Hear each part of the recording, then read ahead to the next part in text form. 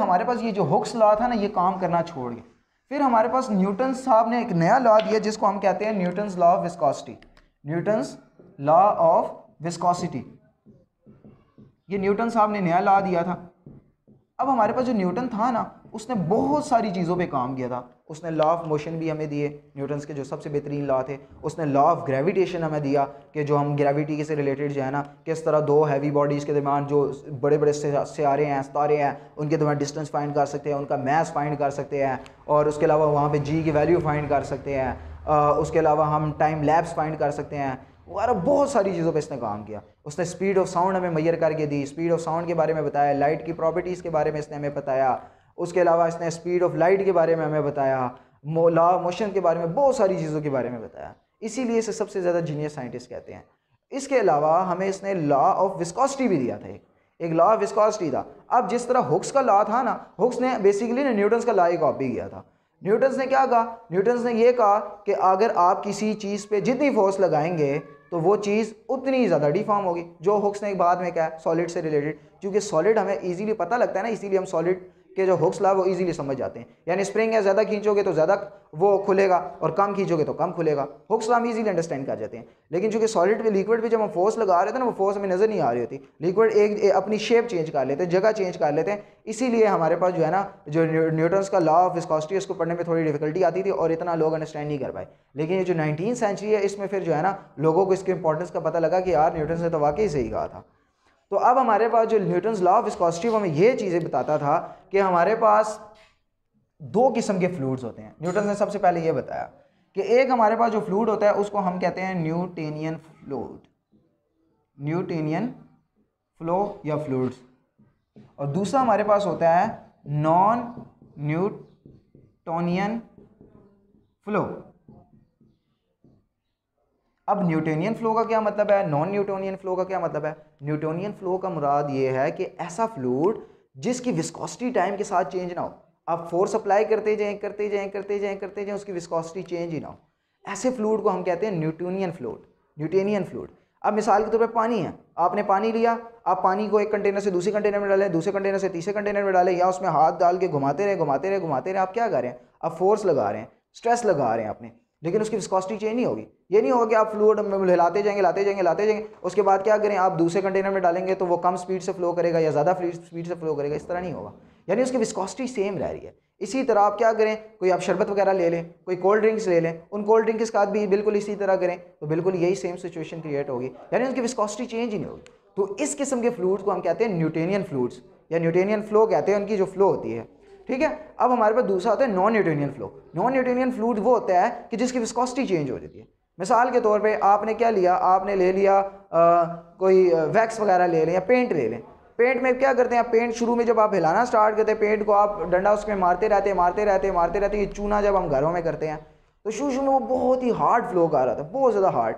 उसके बाद अब क्या करते हैं, जब आप कंटिन्यूसली उसको हिलाते रहते हैं, उसके बाद क्या होता है, उनकी जो मोशन होती है वो तेज़ हो जाती है, यानी उनकी जो विस्कोसिटी होती है वो कम हो जाती है। तो अब इस तरह के फ्लूइड जिनकी विस्कोसिटी जो है ना, आप फोर्स अप्लाई कर रहे हैं और वो चेंज हो जाए, इस तरह के फ्लूइड की जो मोशन है, यानी कि जो फ्लूइड होते हैं, हम उनको कहते हैं non Newtonian fluid, non Newtonian flow.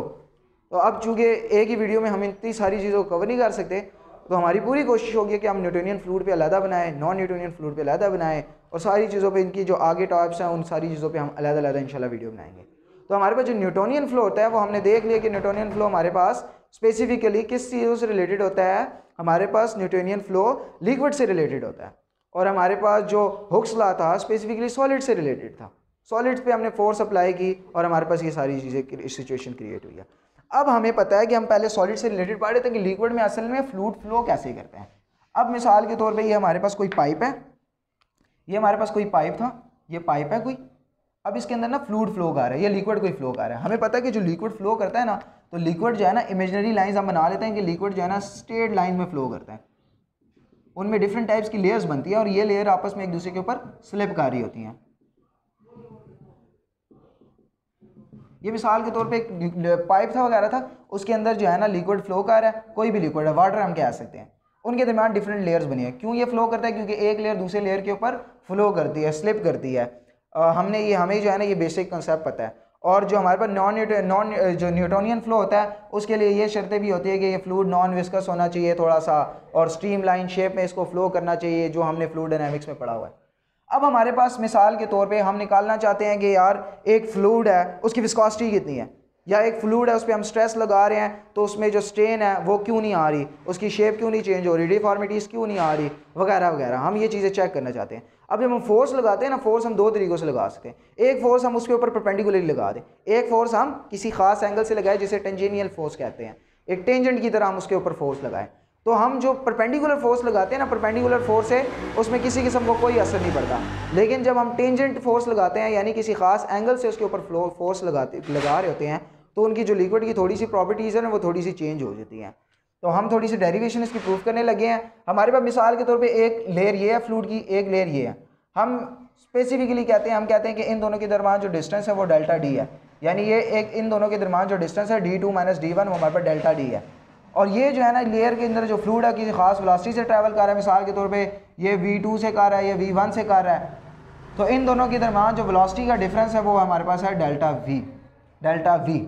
जिस तरह हमारे पास यहाँ पे हमने निकाला था कि स्ट्रेस हमारे पास डायरेक्टली प्रोपोर्शनल था किसके, स्ट्रेन के, इसी तरह हमारे पास जो न्यूटोनियन लॉ है, न्यूटन्स लॉ ऑफ जो हमारे पास विस्कोसिटी है, वो भी हमें यही कहता था कि आपके पास जो स्ट्रेस है वो डायरेक्टली प्रोपोर्शनल है स्ट्रेन के, कि आप जितनी ज़्यादा फोर्स लगाओगे उसकी स्ट्रेन जो उसकी शेप है उतनी ज़्यादा चेंज होती रहेगी, विस्कोसिटी को छोड़ के। जितनी ज़्यादा फोर्स लगाओगे, अगर आप कम फोर्स लगाओगे तो कम स्ट्रेन चेंज होगी। यानी मिसाल के तौर पे पानी, आपने पानी लिया, आप ज़्यादा तेज़ी से उसको उसमें हाथ हिलाओगे तो ज़्यादा वो फ्लो करेगा तेज़ी से, अगर स्लो से उसमें हाथ हिलाओगे शरबत बनाने के लिए तो क्या करेगा, कम तेज़ी से फ्लो करेगा। तो यानी आप फोर्स लगा रहे हो, यानी स्ट्रेस लगा रहे हो, और इसकी वजह से क्या हो रहा है, उनमें शेप चेंज आ रही है, यानी वो फ्लो कर रहा है। स्ट्रेन क्या है, या फ्लो करे या शेप में चेंज आए, तो वो फ्लो कर रहा है। अब ज़्यादा फोर्स लगाओगे तो ज़्यादा तेज़ी से फ्लो करेगा, कम फोर्स लगाओगे तो कम तेज़ी से फ्लो करेगा। यानी स्ट्रेस हमारे पास डायरेक्टली प्रोपोर्शनल है स्ट्रेन के। अब ये जो स्ट्रेस होता है, मैंने आपको बताया कि इसको कहते हैं force per unit area. Force per unit area को हम स्ट्रेस कहते हैं, यानी जो हमारे पास प्रेशर होता है स्पेसिफिकली।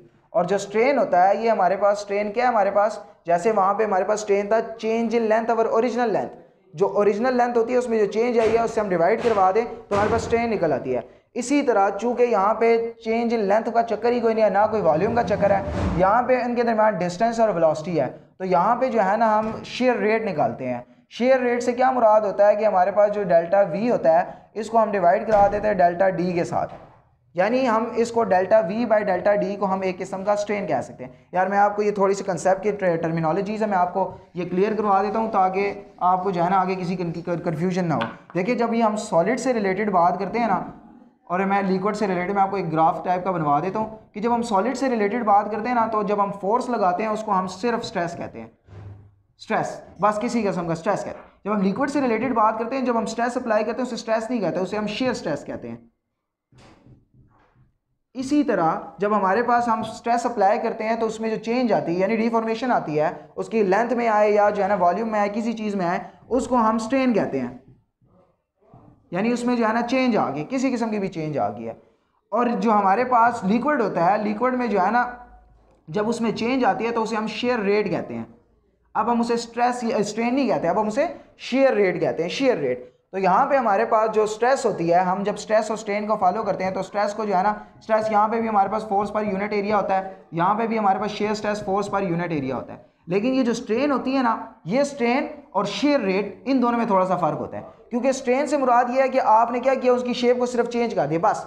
अब वो जब शेप चेंज हुई है थोड़ी देर बाद क्या होगा, वो ओरिजिनल शेप में दोबारा वापस आ जाएगा। लेकिन शेयर रेट में ये नहीं होता कि आपने लिक्विड पे फ्लो लगाया तो ये नहीं होगा कि आपने एक बार इसे घुमाया तो जो पार्टिकल्स पहले वहां पे मौजूद है दोबारा उसी लोकेशन पे वापस आ जाए, ये कभी नहीं हो सकता। वो जो है ना शेयर रेट और स्ट्रेन में थोड़ा सा फर्क होता है। जो स्ट्रेन होता है इसका फार्मूला होता है change in length over original length, और जो हमारे पास शेयर रेट होता है इसका फार्मूला होता है change in velocity over change in distance, ये फार्मूला होता है। इसका कोई ऐसा यूनिट नहीं होता, यानी इसका भी मीटर होता है उसका भी मीटर होता है, दोनों एक दूसरे से कट जाते हैं। इसका नो यूनिट होता है और उसके पास यूनिट होता है। इसीलिए हमारे पास इस सॉलिड्स की जो प्रॉपर्टीज़ थी उसको डिस्क्राइब करने के लिए हमारे पास हुक्स लॉ आया था, और जो हमारे पास लिक्विड है इसकी प्रॉपर्टीज़ को डिस्क्राइब करने के लिए हमारे पास न्यूटन्स का लॉ आया था। अब न्यूटन्स का लॉ क्या है कि ऐसे फ्लूइड्स यानी ऐसे लिक्विड्स जो न्यूटन्स के लॉ को फॉलो करे, यानी उनकी जो विस्कोसिटी है कांस्टेंट रहे, जब हम फोर्स अप्लाई करते हैं या स्ट्रेस अप्लाई करते हैं उनकी विस्कोसिटी कॉमन रहे, तो इस किस्म के फ्लूइड को हम न्यूटोनियन फ्लूइड कहते हैं जो न्यूटन्स के लॉ को फॉलो करे।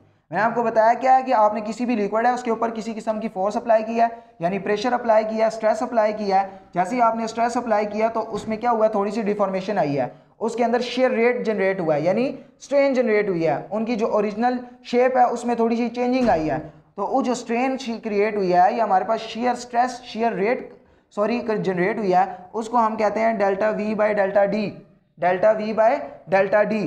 तो अब हमारे पास अगर जब हमारे पास ये कांस्टेंट है, प्रोपोर्शनैलिटी का साइन है, इसको हम खत्म करेंगे तो प्रोपोर्शनैलिटी का साइन खत्म करने के लिए हमारे पास एक कांस्टेंट आता है जिसको हम एन कह देते हैं, यानी विस्कोसिटी कह देते हैं। बाकी हमारे पास जो delta V by delta D है वो उसी तरह आ जाएगा।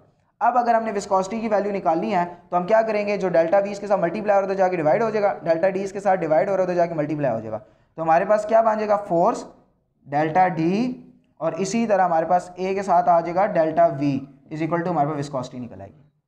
तो इसी तरह ये जो फोर्स पर यूनिट एरिया है इसको अगर हम सिंपल एस कह दें या स्ट्रेस, और जो हमारे पास delta V by delta D होती है इसको हम स्पेसिफिकली जी से भी डोनेट करते हैं, यानी जी भी हम कहते हैं। तो अगर वो करना है तो कर लें, नहीं करना तो जो से करने की ज़रूरत नहीं है हमारे पास।